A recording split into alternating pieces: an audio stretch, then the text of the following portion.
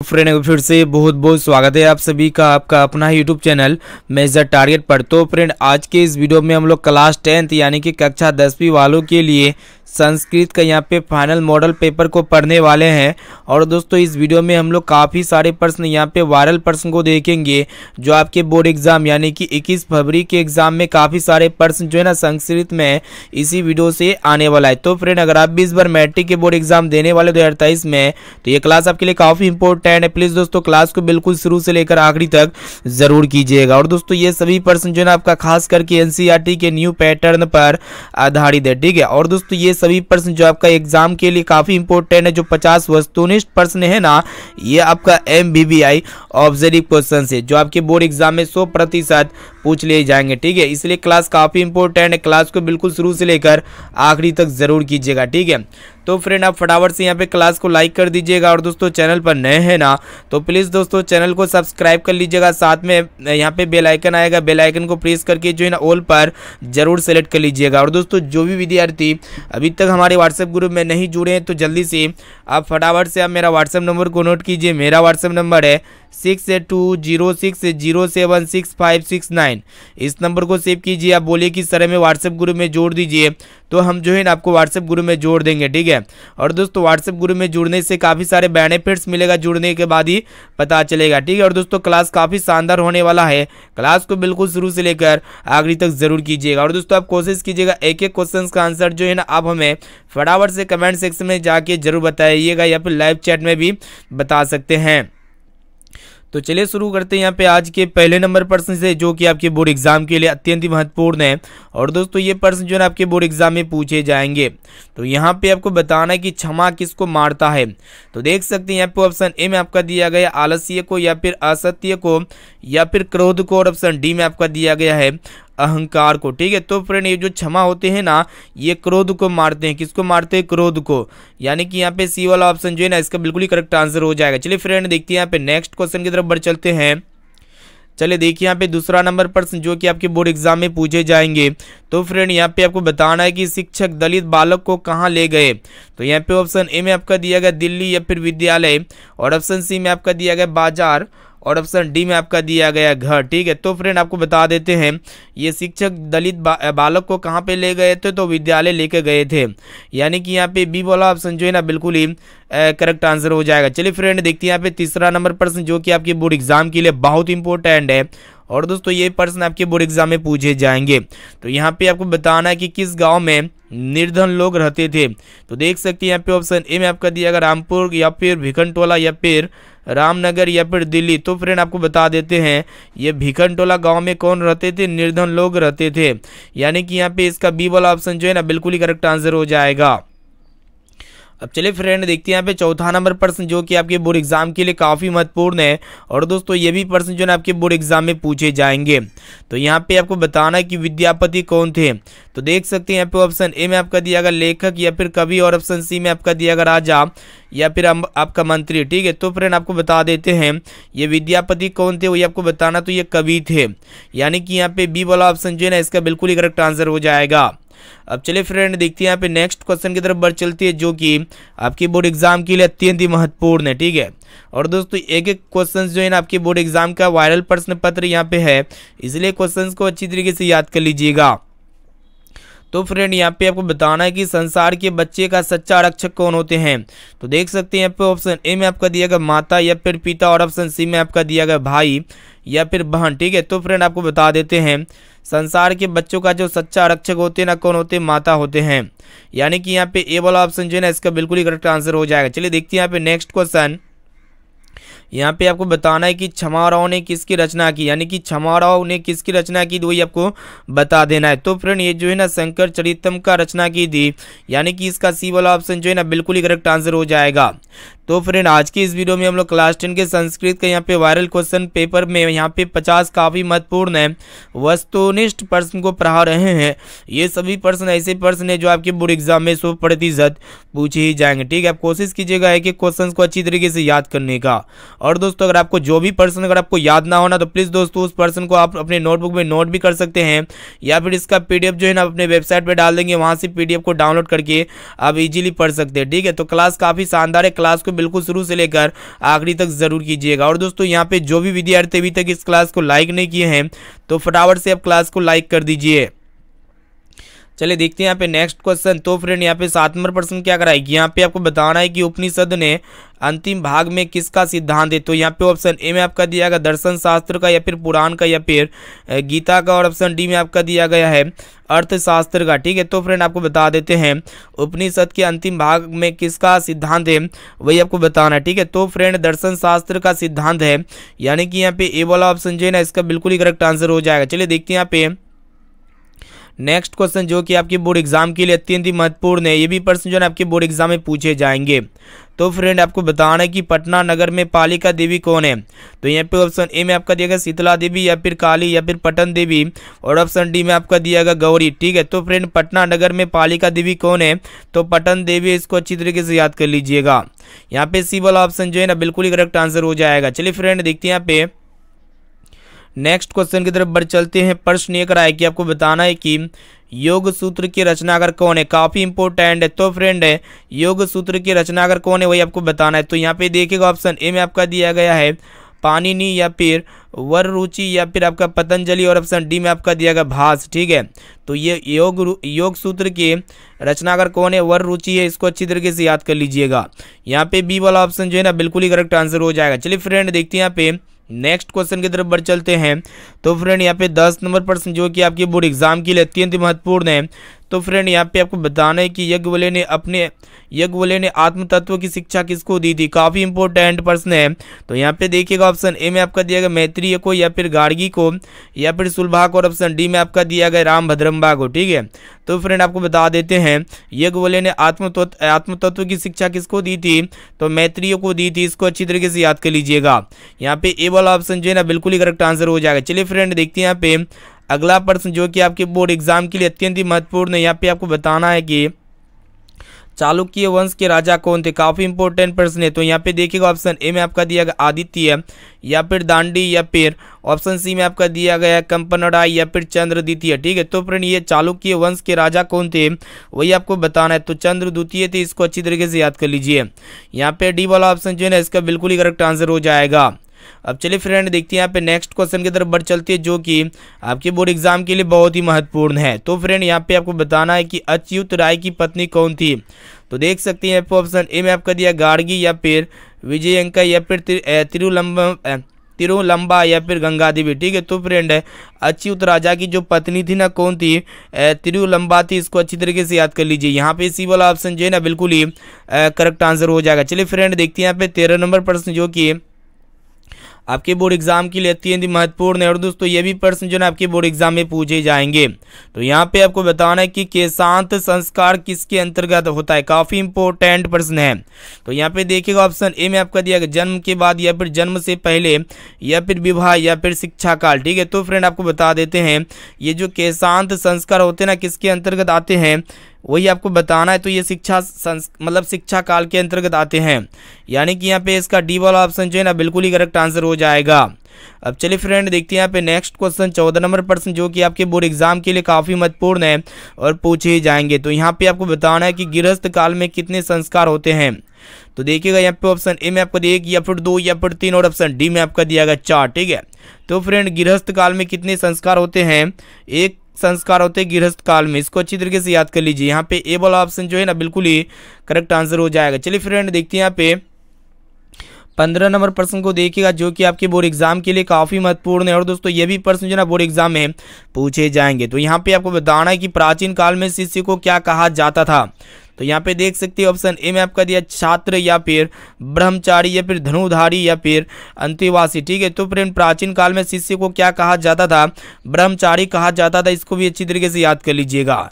और दोस्तों इनके साथ साथ वीडियो को भी यहाँ पे लाइक कर दीजिए क्योंकि यहाँ पे क्लास को लाइक नहीं करते हैं। चलिए फ्रेंड देखते हैं यहाँ पे 16 नंबर प्रश्न। यहाँ पे आपको बताना है कि मंदाकिनी नदी किसके तालाब के समान दिखाई पड़ रही है। तो यहाँ पे देखिएगा ऑप्शन ए में आपका दिया इंद्र या फिर विष्णु या फिर कुबेर के समान या फिर आपका शिव के समान, ठीक है। तो फ्रेंड आपको बता देते हैं ये जो मंदाकिनी नदी है ना ये कुबेर तालाब के समान दिखाई पड़ रही है, यानी कि यहाँ पे सी वाला ऑप्शन जो है ना इसका बिल्कुल ही करेक्ट आंसर हो जाएगा। चलिए फ्रेंड देखते हैं यहाँ पे नेक्स्ट क्वेश्चन की तरफ बढ़ चलते हैं। 17 नंबर प्रश्न जो कि आपके बोर्ड एग्जाम के लिए अत्यंत महत्वपूर्ण है और दोस्तों ये भी प्रश्न जो है ना पूछे जाएंगे।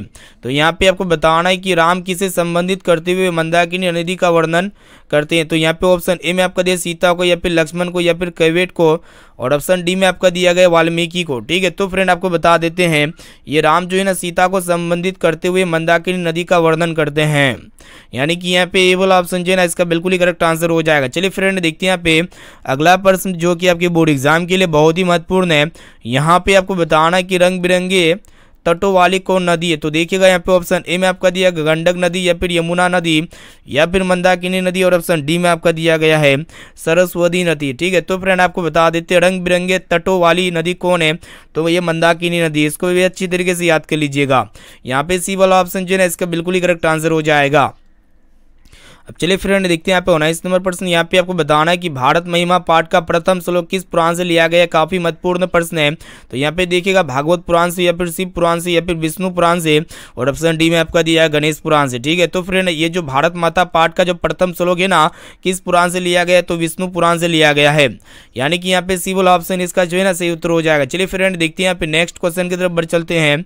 तो फ्रेंड यहाँ पे आपको बताना है कि भगवान कहाँ जन्म लेना चाहते हैं। तो यहाँ पे ऑप्शन ए में आपको दिया भारत में या फिर विदेश में या फिर घर में और ऑप्शन डी में आपका दिया गया है आकाश में, ठीक है। तो फ्रेंड ये जो भगवान है ना कहाँ जन्म लेना चाहते हैं, तो भारत में जन्म लेना चाहते हैं, यानी कि इसका ए वाला ऑप्शन जो है ना बिल्कुल ही सही उत्तर हो जाएगा। चलिए फ्रेंड देखते हैं यहाँ पे नेक्स्ट क्वेश्चन जो कि आपके बोर्ड एग्जाम के लिए बहुत इंपॉर्टेंट है।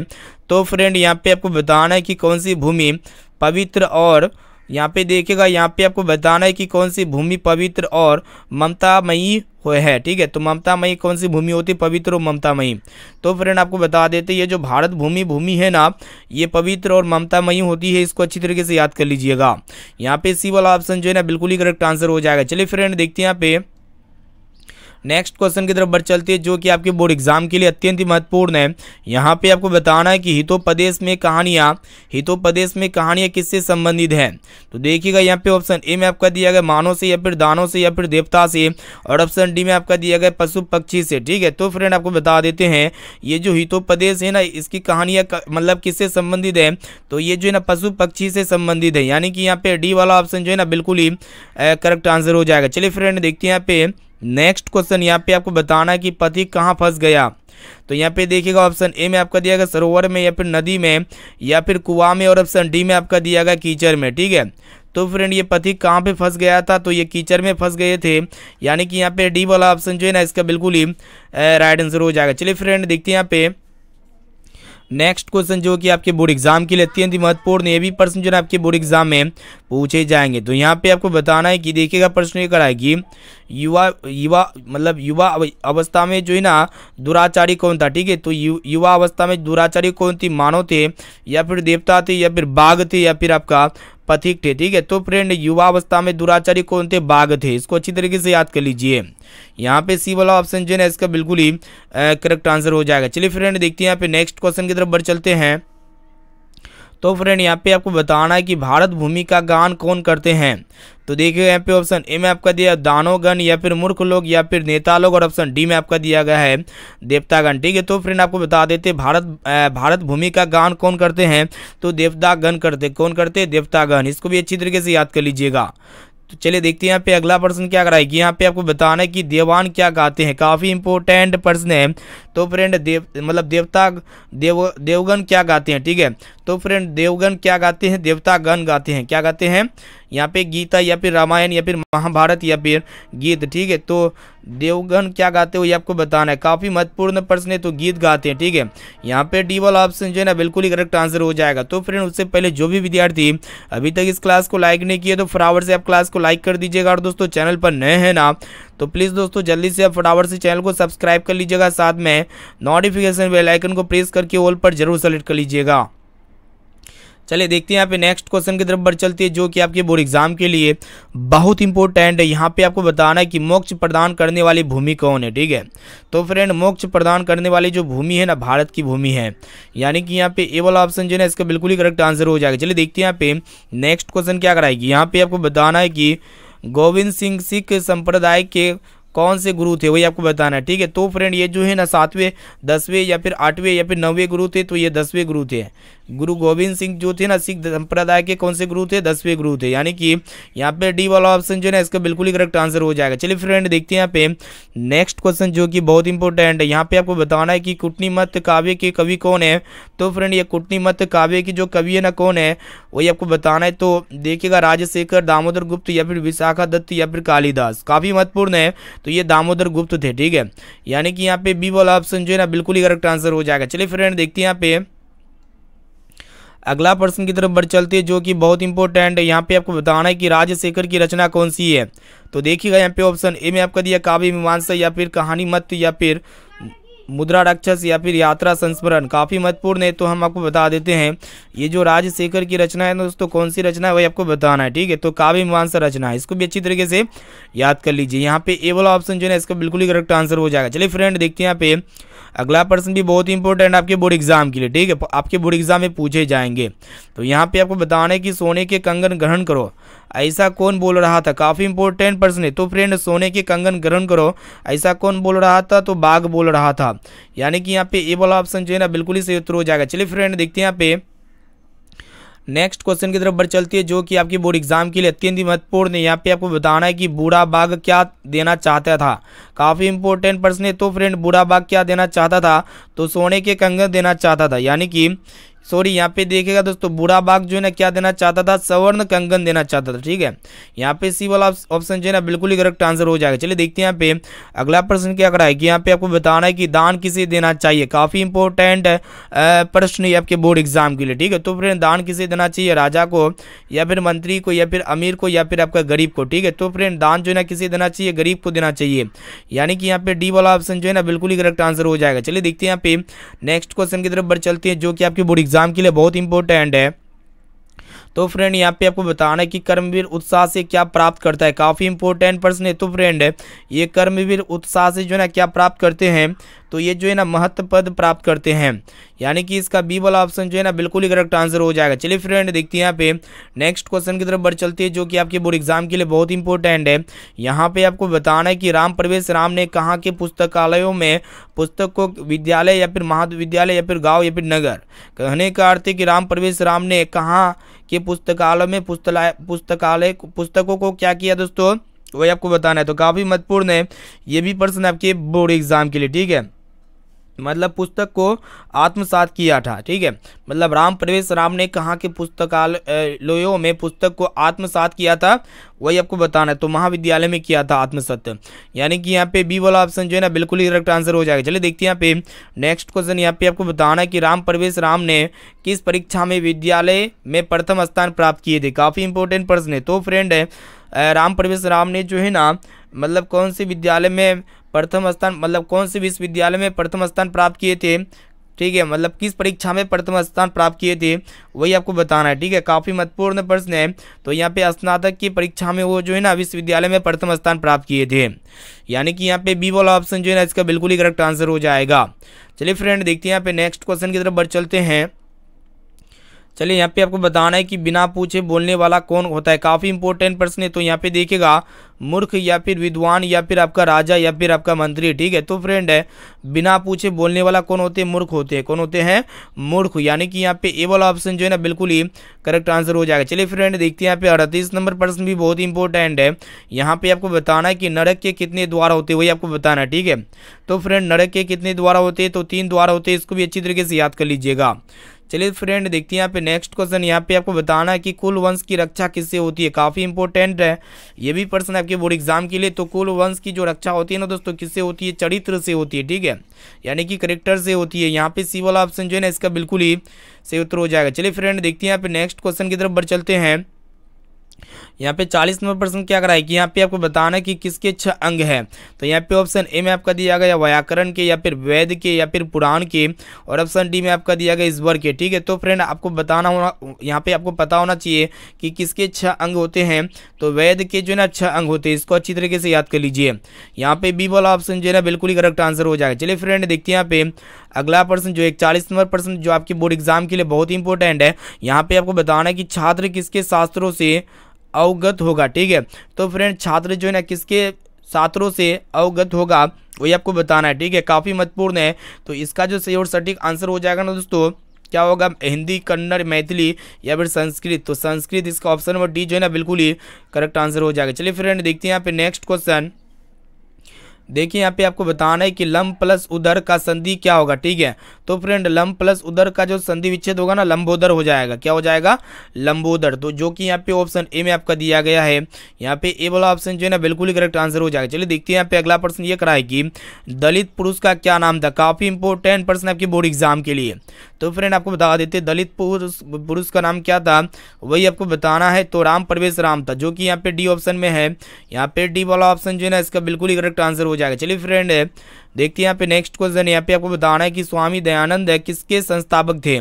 तो देखिएगा यहाँ पे ऑप्शन ए में आपका दिया गया आर्य समाज के, या फिर ब्रह्म समाज के, या फिर ऑप्शन सी में आपका दिया गया समग्र विकास के, या फिर संस्कृत समाज के। ठीक है, तो फ्रेंड ये स्वामी दयानंद जो है ना किसके संस्थापक थे, तो आर्य समाज के संस्थापक थे। यानी कि यहाँ पे ए वाला ऑप्शन जो है ना बिल्कुल ही करेक्ट आंसर हो जाएगा। अब चलिए फ्रेंड देखते हैं यहाँ पे नेक्स्ट क्वेश्चन की तरफ बढ़ चलते हैं, जो कि आपके बोर्ड एग्जाम के लिए बहुत ही इंपॉर्टेंट है। तो यहाँ पे आपको बताना है, देखिएगा क्या कराएगी, किसका नाम मूल शंकर था। तो देख सकते हैं यहाँ पे ऑप्शन ए में आपका विवेक आनंद का, या फिर कालिदास का, या फिर दयानंद का, या फिर बिरजानंद का। ठीक है, तो फ्रेंड किसका नाम मूल शंकर था, तो दयानंद का जो है ना नाम क्या था दोस्तों, मूल शंकर था। इसका इसी वाला ऑप्शन जो है ना बिल्कुल ही करेक्ट आंसर हो जाएगा। और दोस्तों यहाँ पे जो भी विद्यार्थी अभी तक इस क्लास को लाइक नहीं किया ना, तो प्लीज़ दोस्तों जल्दी से आप फटाफट से क्लास को लाइक कर दीजिएगा। और दोस्तों चैनल पर नए हैं ना, तो प्लीज़ दोस्तों जल्दी से आप फटाफट से चैनल को सब्सक्राइब करके बेल आइकन को प्रेस करके जो है ना ऑल पर जरूर सेलेक्ट कर लीजिएगा। चलिए देखिए यहाँ पे अगला प्रश्न क्या कराया कि आपको बताना है कि घर में आग लगने पर कौन नहीं भागा। तो यहाँ पे ऑप्शन ए में आपका दिया राजा, या फिर आलसी, या फिर मंत्री, और ऑप्शन डी में आपका दिया गया सैनिक। ठीक है, तो फ्रेंड घर में आग लगने से कौन लोग नहीं भागे थे, वही आपको बताना है। तो आलसी लोग नहीं भागे थे, यानी कि यहाँ पे बी वाला ऑप्शन जो है ना बिल्कुल ही करेक्ट आंसर हो जाएगा। चलिए फ्रेंड देखते हैं यहाँ पे नेक्स्ट क्वेश्चन क्या कराएगी। यहाँ पे आपको बताना है कि अर्धवेद में कितने ऋषि पलियों का वर्णन है। ठीक है, तो फ्रेंड अर्धवेद में जो है ना कितने ऋषि पलियों का वर्णन है, तो 5 ऋषि पलियों का वर्णन किया गया है। यहाँ पे डी वाला ऑप्शन इसका बिल्कुल ही करेक्ट आंसर हो जाएगा। चलिए देखते हैं यहाँ पे अगला प्रश्न क्या कराएगी। यहाँ पे आपको बताना है कि चंद्र द्वितीय की रानी कौन थी। तो फ्रेंड ये चंद्र द्वितीय की जो रानी थी ना कौन थी, विजय भट्टारिका थी, जो कि यहाँ पे बी ऑप्शन में दिया गया है। यहाँ पे बी वाला ऑप्शन जो है ना बिल्कुल ही करेक्ट आंसर हो जाएगा।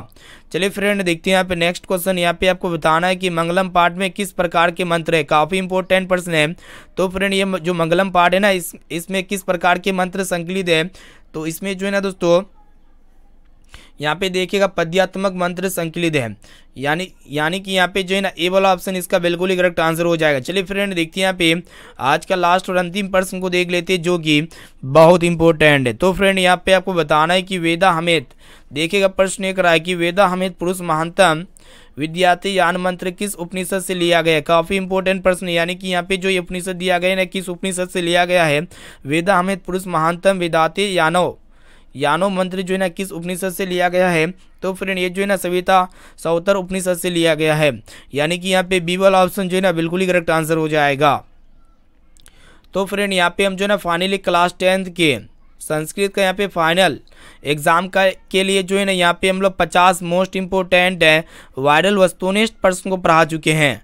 ये प्रश्न ऐसे प्रश्न थे जो कि आपके बोर्ड एग्जाम में 100% पूछ ले जाएंगे। ठीक है, आप ज़्यादा से ज़्यादा कोशिश कीजिएगा एक एक क्वेश्चन को जो ना अच्छी तरीके से याद कर लीजिएगा। और दोस्तों अगर आपको जो भी प्रश्न अगर आपको याद ना हो ना, तो प्लीज़ दोस्तों उस प्रश्न को आप नोट भी कर सकते हैं, या फिर समय कम है तो इसका PDF हम अपने वेबसाइट पे डाल देंगे। ठीक है, तो यहाँ पे वीडियो को भी दोबारा यहाँ पे देख सकते हैं। ठीक है, और यहाँ पे कोशिश कीजिएगा एक एक क्वेश्चन को अच्छी तरीके से याद कर लेने का। ठीक है। और दोस्तों इनके साथ साथ यहाँ पे ये भी बताइए कमेंट सेक्शन में जाकर के कि 50 क्वेश्चन में से आपको पहले से कितना % का सही और सटीक आंसर याद था। इसका जवाब आपको इसी वीडियो में कमेंट सेक्शन में जाके बता देना है। और दोस्तों इनके साथ साथ आपको SW क्वेश्चन का आंसर क्या लगता है, इसका भी जवाब आपको इसी वीडियो में कमेंट करके बता देना है। तो प्रश्न ये करा है कि आपको बताना है कि मंदाकिनी नदी किस पर्वत के निकट बहती है। तो देखिएगा यहाँ पे ऑप्शन ए में आपका दिया गया है मलबे पर्वत के निकट, या फिर मंदार पर्वत के निकट, या फिर चित्रकूट पर्वत के निकट, या फिर आपका गिरिधीकूट पर्वत के निकट। ठीक है। तो फ्रेंड ये जो है ना मंदाकिनी नदी किस पर्वत के निकट बहती है, तो इसका जवाब आप जल्दी से आप हमें कमेंट सेक्शन में जाके जरूर बताइएगा। और दोस्तों जो भी विद्यार्थी अभी तक हमारे व्हाट्सएप ग्रुप में नहीं जुड़े हैं तो जल्दी से आप फटाफट से मेरा व्हाट्सएप नंबर नोट कीजिए। मेरा व्हाट्सएप नंबर है 6206076569। इस नंबर को सेव कीजिए। आप बोलिए कि सर हमें व्हाट्सएप ग्रुप में जोड़ दीजिए, तो हम जो है ना आपको व्हाट्सएप ग्रुप में जोड़ देंगे। ठीक है। और दोस्तों इस वीडियो को आप ज़्यादा से ज़्यादा शेयर कीजिएगा, ताकि जो है ना जो और भी विद्यार्थी बोर्ड एग्जाम यहाँ पे बिहार बोर्ड से जो भी विद्यार्थी बिलोंग करते हैं वो भी अच्छी तरीके से तैयारी कर सके। ठीक है। तो फिर मिलते हैं यहाँ पे रात्रि 9 बजे की क्लास में, जो काफ़ी धमाकेदार क्लास होगी। ठीक है दोस्तों, आप जब तक यहाँ पे अपना सेल्फ स्टडी में ध्यान दीजिए।